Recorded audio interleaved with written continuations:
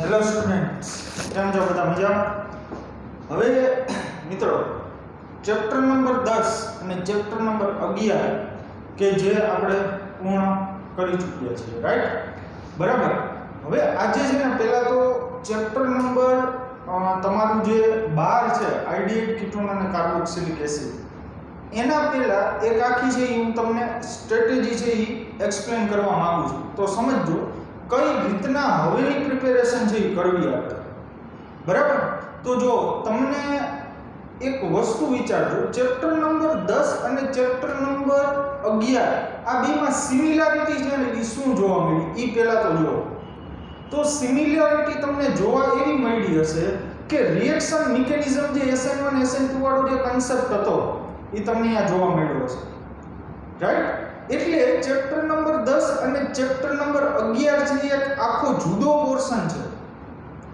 પછી મિત્રો વાત કરું તો ચેપ્ટર નંબર 12 એ પોતાની રીતે એક આખો ઓર્ગેનિક નો જુદો પોર્શન છે અને આના પછીનું ચેપ્ટર નંબર 13 એ પણ જુદો પોર્શન છે. પણ ચેપ્ટર નંબર 10 અને 11 એ ઓલમોસ્ટ સિમિલર છે. ક્લિયર થઈ ગઈ પહેલા તો આગળ, બરાબર? પછી બીજી હવે એ વાત કરવી છે કે તમે જેટલું ચેપ્ટર નંબર 10 અને ચેપ્ટર નંબર 11 ને ઘસીને સારું કરશો ને, એટલે જેટલી વધારે વાર તમે રિવિઝન કરશો ને એટલી જ મજા આવશે ચેપ્ટર નંબર 12 અને ચેપ્ટર નંબર 13 માં. હા, એક વસ્તુ જે બહુ રિલેટિવ નથી 12 અને 13, 10 અને 11 સાથે, પણ એના ઘણા બધા એવા લોજિક છે, ઘણા બધા એવા આઈડિયા છે કે જે 12 અને 13 માં છે એપ્લાય કરવા પડશે. ક્લિયર પહેલા તો આ વાત, બરાબર?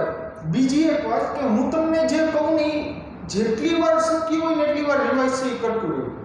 સૌથી પહેલા તો ન્યુક્લિયોફાઇલ, બેઝ, ઇલેક્ટ્રોફાઇલ, પોલાર પ્રોટિક કે પ્રોટિક સોલ્વેન્ટ છે, SN1 છે, SN2 છે, બરાબર? આ બધા એવરગ્રીન કન્સેપ્ટ કહેવાય કે જે તમારે ઘડીએ વળીએ જે સોલ્વ કરતા રહેવું પડશે કે જેથી કરીને તમારા માઇન્ડમાં જે છે ને એ જેને કહેવાય કે કોઈ બી રિએક્શન આપે તો તમે એનો તરત આન્સર આપી શકો. અને એ વસ્તુ ક્યારે પોસિબલ બનશે? જેટલી વાર એ વસ્તુ ઘસાશે ને એટલી વાર. ક્લિયર થઈ ગઈ વાત? એટલે તમારે ચેપ્ટર નંબર 10 અને 11 છે એમ સતત રિવિઝન કરવું પડશે, એમાં નહીં ચાલે. ચેપ્ટર નંબર 11 જે છે મિત્રો નો ડાઉટ કેટલું ઈઝી છે, બરાબર? બહુ ઈઝી ચેપ્ટર છે, પણ એના પાછળનું તમને એક બહુ મોટી છે ને એક વાત કહું. ચેપ્ટર નંબર 11 જેટલું સહેલું છે ને એટલું જ અઘરું છે. તો અઘરું કઈ સેન્સમાં કહો છો ને સહેલું કઈ સેન્સમાં કહો છો? તો પહેલા મિત્રો તમને સહેલું કઈ રીતના છે ને એ તમને સમજાવું. તો ચેપ્ટર નંબર 11 ની અંદર તમને જસ્ટ રિએક્શન મિકેનિઝમ આવડતી હોય ને કોઈ પણ પ્રક્રિયાની ક્રિયાવિધિ, બરાબર? SN1 છે, SN2 છે, પછી કઈ રીતના ન્યુક્લિયોફાઇલનો એટેક કરાવવો, કઈ રીતના આલ્કોહોલ છે ઇલેક્ટ્રોફાઇલ ન્યુક્લિયોફાઇલ બે તરીકે વર્તે, પછી કોણ ઇલેક્ટ્રોન બેન્ઝીન રિંગની રિએક્શનની વાત કરી તો કોણ ઇલેક્ટ્રોન ડોનેટિંગ ગ્રુપ છે, કોણ ઇલેક્ટ્રોન વિથડ્રોઈંગ ગ્રુપ છે, કયો સમૂહ ઓર્થોપેરા નિર્દેશક છે, કયો સમૂહ મેટા નિર્દેશક છે. તો જો આટલો સીન તમારા મગજમાં ક્લિયર હોય, આટલું પિક્ચર ક્લિયર હોય તો ઈ ચેપ્ટર નંબર 11 છે એ તમારા માટે બહુ ઈઝી છે, એમાં બીજું કાંઈ નથી. પણ હવે જો સેકન્ડ સેશનની વાત કરું તો અઘરું કઈ રીતના છે મિત્રો? ચેપ્ટર નંબર 11 અઘરું એ રીતના છે કે તમને આજે દાખલા તરીકે હું એમ કહું કે રિમર-ટીમાન રિએક્શન, તો રિમર-ટીમાન રિએક્શનની અંદર તમને સ્ટાર્ટિંગ મટીરીયલ યાદ નહીં આવે. વિલિયમસન ઈથર સંશ્લેષણ તો તમને સ્ટાર્ટિંગ મટીરીયલ છે એ યાદ નહીં આવે. યાદ નહીં આવે એટલે કે તો એના પ્રક્રિયકો કયા કયા છે, બરાબર? એટલે ચેપ્ટર નંબર 11 છે લખીને ટ્રાય કરવાની વાત છે. ક્લિયર થઈ આખી વાત? તમને એમ કે એસ્ટરની બનાવટ તો સ્ટાર્ટિંગ મટીરીયલ જો તમને રિએક્શન હું તમને અધૂરી આપીશ ને તો તમે તરત પૂરી કરી શકશો. પણ તમને પ્રક્રિયકો છે બોર્ડમાં જ્યારે ક્વેશ્ચન પૂછાશે ત્યારે લખવામાં તકલીફ પડશે. આ વસ્તુ તમે પોતે ફીલ કરજો, બરાબર? તમે ખાલી એકવાર બુક છે એ બંધ કરી દો, બરાબર? અને તમારી રીતે કોઈ બી રેન્ડમ રિએક્શન લઈ લો, બરાબર? દાખલા તરીકે હું તમને એમ કહું એસ્પિરિનની બનાવટ લખો, નો યાદ આવે સેલિસિલિક એસિડ સ્ટાર્ટિંગ મટીરીયલ, કઈ ખ્યાલ આવે આખી વાત? બરાબર? એટલે એ બધી વસ્તુ છે તમે જેટલી વાર ઘસશો, જેટલી વાર એની પ્રેક્ટિસ કરશો એટલો તમને બેનિફિટ રહેશે. બરાબર. બાકી છે ઈઝી, એકદમ ઈઝી છે. રિએક્શન અડધી આપી હશે તો તમે આખી પૂરી કરી શકશો. પણ જો તમને આખી રિએક્શન લખવાનું કહેશે તો થોડીક તકલીફ પડશે. ઇવન ટેમ્પરેચર યાદ રાખવા પડશે, અમુક પ્રક્રિયાઓ યાદ રાખવા પડશે, પ્રેશર યાદ રાખવું પડશે. ક્લિયર થઈ આખી વાત? બરાબર. તો મેં તમને કીધી આ એક જેને કહેવાય ને કે એક તમારી જે દુખતી નસ છે ને એમાં તમને પકડાવી દીધી. આ છે. હવે એનો ઈલાજ તમારે શું કરવો એ હવે તમારા ઉપર. તમે લખીને ટ્રાય કરો, તમે યાદ રાખી શકો વાંચીને તો ધ બેસ્ટ. બાકી એક બહુ તમને ફેક્ટ કહું, ઓર્ગેનિક કેમિસ્ટ્રી ક્યારેય લખીને જે એ લખ્યા વગર એનો ઉધાર નથી. વાંચીને બધાને આવડશે યાર. તમે એકવાર ટ્રાય કરો, 15 મિનિટ બેસો ને 15 થી 20 મિનિટ એટલે આખું ચેપ્ટર તમારા પાના જેવી ફરતા જશે. આ રિએક્શન આવડે, આ રિએક્શન આવડે, આ રિએક્શન આવડે. પણ પછી જ્યારે એ જ રિએક્શન જ્યારે લખવાની વાત આવશે ને મોઢે આખી રિએક્શન, ત્યારે તકલીફ પડશે. તો એના માટે મેં તમને કીધું એ રામબાણ ઇલાજ એ જ છે કે તમે સ્ટાર્ટિંગ મટીરિયલ જે છે, સ્ટાર્ટિંગ મટીરિયલ એટલે પ્રક્રિયકો એ તમને યાદ રહેવા દો. અથવા તો હવે એ યાદ રાખવા માટે શું કરવું એના મારી પાસે રસ્તો છે. તમે સૌથી પહેલા તો તમારી રીતે ક્વેશ્ચન બનાવો. એસ્પિરિનનું સંશ્લેષણ સમજાવો, ઇથરનું સંશ્લેષણ સમજાવો, સેલિસાલ્ડીહાઇડનું સંશ્લેષણ સમજાવો. હવે જો આમાં કેવી ગેમ થઈ શકે, તમને એમ કીધું સેલિસાલ્ડીહાઇડનું સંશ્લેષણ, તો તમારા મગજમાં પહેલી સ્ટ્રાઇક ઈ આવી ગઈ કે આ રિમોટિમાન રિએક્શન છે. રિમોટિમાન રિએક્શન એટલે બીજી સ્ટ્રાઇક ઈ આવી ગઈ કે આમાં ડાયક્લોરોકાર્બન બને. ડાયક્લોરોકાર્બન વિશે મેં તમને ડિટેલ કન્સેપ્ટ કરાવી દીધો છે. બે પ્રકારના કાર્બન હોય, એક હોય સિંગલેટ, એક હોય ટ્રિપલેટ. બરાબર. એક લિનિયર હોય, એક બેલ્ટ શેપ હોય. આ બધી મેં તમને ચર્ચા કરેલી છે. તો મારું કહેવાનું મિત્રો એટલું છે કે તમે ઘસો કન્સેપ્ટને, જેટલી વાર રિવાઇઝ કરશો એટલું તમારા ફાયદામાં રહેશે. ક્લિયર? આળસથી થોડીક દૂર કરવાની જરૂર છે. બરાબર. આળસ થોડીક દૂર કરો. તમને યાર અત્યારે એવું લાગે છે, મારી વાતનો વિશ્વાસ કરો તમને કે તમને બધું આવડે છે, પણ તમને 50% પોર્શન નથી આવડતો. કઈ રીતના નથી આવડતો? નથી કઈ રીતના આવડતો? મેં તમને કીધું એ પ્રમાણે આખી રિએક્શન તમે નહીં લખી શકો. સિરિયસલી લેજો આ વાતને. બરાબર. તો મિત્રો હવે વધારે હું તમને કઈ ડિસ્કશનમાં નહીં લઈ જાઉં. ચેપ્ટર નંબર 12 છે એ આપણે શરૂ કરીએ. તો સમજો, આજે જસ્ટ મારે ખાલી તમને ઇન્ટ્રોડક્શન જ આપવું છે. હું તમને આવી ટિપ્સ એન્ડ ટેકનિક છે એ આપતો જ રહીશ કે જેથી તમે એક્ઝામ ઓરિએન્ટેડ થી પ્રિપેરેશન કરી શકો. ક્લિયર થાય વાત? બરાબર. એટલે કોઈ પણ વાત જે અહીંયાથી કહેવામાં આવે ને એને ગંભીરતાથી તમે અનુસરો ને એટલે રિઝલ્ટ આવે ને આવે જ. બરાબર. તમને જ્યારે કાંઈ ખબર ન પડે, તમારા બધાય રસ્તા બંધ થઈ ગયા, મગજ બંધ થઈ ગઈ, હવે શું કરવું મને કાંઈ નથી ખબર પડતી, તો XYZ ટીચરના કોન્ટેક્ટમાં આવો તમે, કોઈ બી સબ્જેક્ટ હોય, અને એને કહ્યું કે મને આ જગ્યાએ તકલીફ પડે છે, એટલે એનું સોલ્યુશન નીકળે. બરાબર. અને હવે એ તમારે સોલ્યુશન, તમને જ્યાં તકલીફ પડતી હોય ને, બરાબર, એ તકલીફ જે છે એ તમારે અત્યારે શિક્ષકને કહેવાનો ટાઈમ છે. છેલ્લા મહિનો દિવસ કે 15 દિવસમાં તમે કાંઈ નહીં કરી શકો. છેલ્લે તમે એમ કન્ફ્યુઝનમાં રહેશો કે મહિના દિવસ 15 દિવસમાં ભેગું થઈ જશે. ના ના ના, જરાય નહીં. ક્લિયર થઈ આખી વાત? બરાબર. તો એક એટેચમેન્ટ રાખો કોઈ બી ટીચર સાથે કે જેથી કરીને તમે તમારો ગ્રોથ કરી શકો. રાઈટ? ઓકે. તો ચાલો સ્ટાર્ટ કરીએ.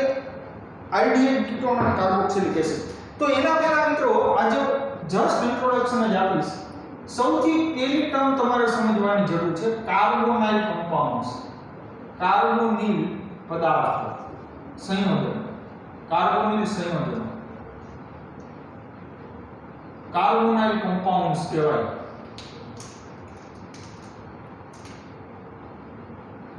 કાર્બોનાઇલ કમ્પાઉન્ડ્સ.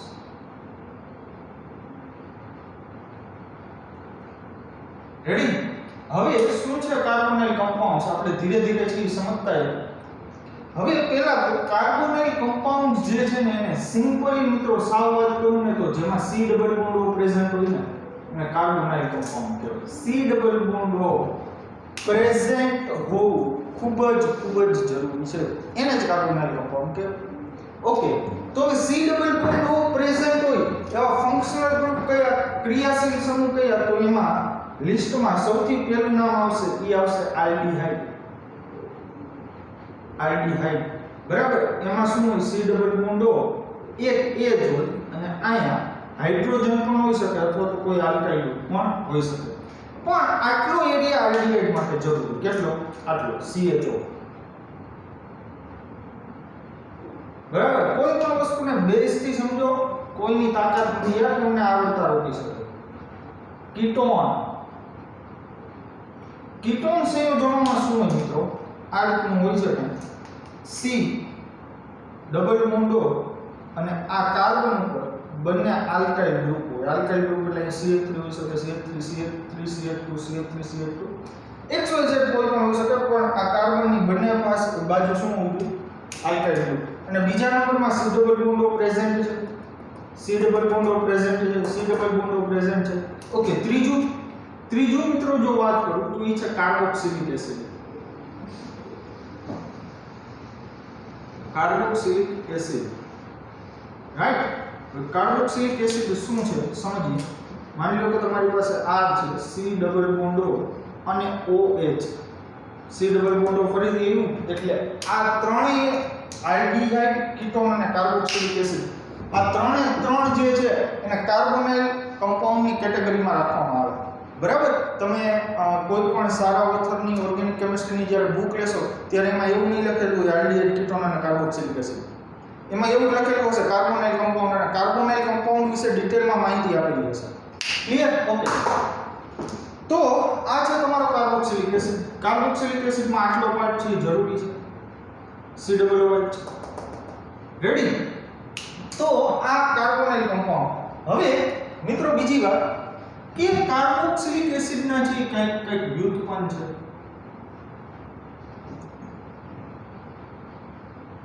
કાર્બોક્સિલિક એસિડના વ્યુત્પન્ન એટલે કે વ્યુત્પન્નનો મતલબ શું થાય?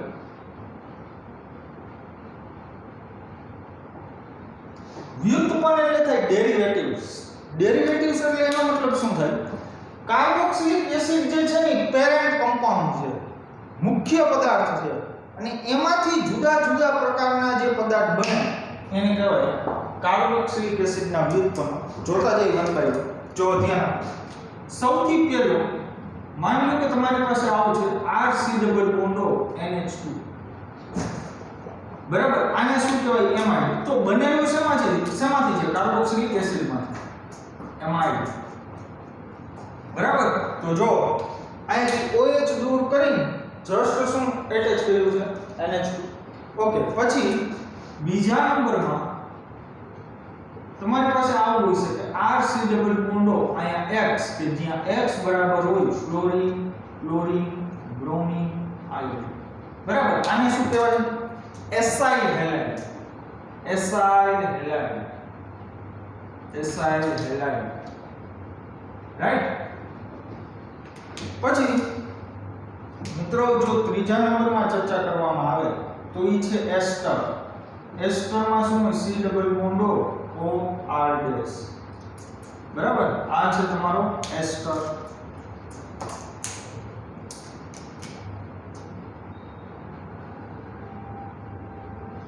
રેડી?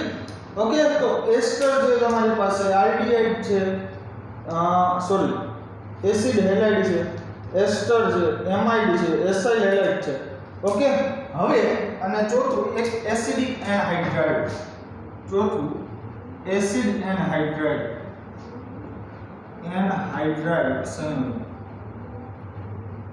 ઓકે. એસિડ એનહાઇડ્રાઇડ કોને કહેવાય મિત્રો? તમે છે એ બે સંયોજનો લઈ લો, કાર્બોક્સિલિક એસિડના 2 મોલ.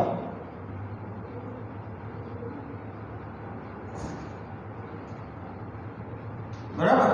હવે અહીંયાથી તમે પાણીનું અણુ છે દૂર કરી દો, H2O દૂર કરી દો, અને આ બે ફર્ધર છે કનેક્ટ કરી દો.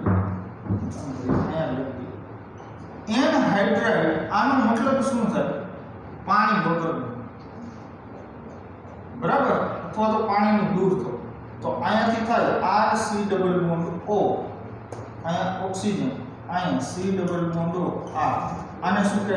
એસિડનું anhydride form, acid anhydride of carboxylic acid. Clear થઈ વાત? તો આ છે તમારો એસિડ એસિડ. ઓકે, તો મિત્રો આ છે કાર્બોનિલ કમ્પાઉન્ડ, આલ્ડિહાઇડ, કીટોન અને કાર્બોક્સિલિક એસિડ. આની જ ચર્ચા કરવાની રહેશે આપણે આખા ચેપ્ટરમાં 3 પર. ક્લિયર? એક બીજી વાત કે IUPAC નોમેનક્લેચર છે, બરાબર, એ બધી ચર્ચા જે આપણે નેક્સ્ટ સેશનમાં કરીશું. જો કે પણ મેં તમને કીધું એ પ્રમાણે જે તમને ખ્યાલ આવી ગયો છે કે આપણે શું કરવું જોઈએ અને શું ન કરવું જોઈએ. અને બીજા નંબરમાં અત્યારે જે સિલેબસ રિડ્યુસ કરેલો છે એને ધ્યાનમાં રાખીને તમે પ્રિપેરેશન કરો. એટલે એક તો પહેલા તમે મેન્ટલી છે ને સ્ટ્રોંગ બનશો, બરાબર, કારણ કે અત્યાર સુધી જે તમારી ઉપર બર્ડન હતું એ બર્ડન ઓછું થશે.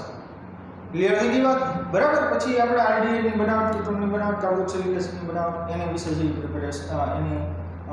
પ્રિપેરેશનની માહિતી છે આપણે લેવાની છે.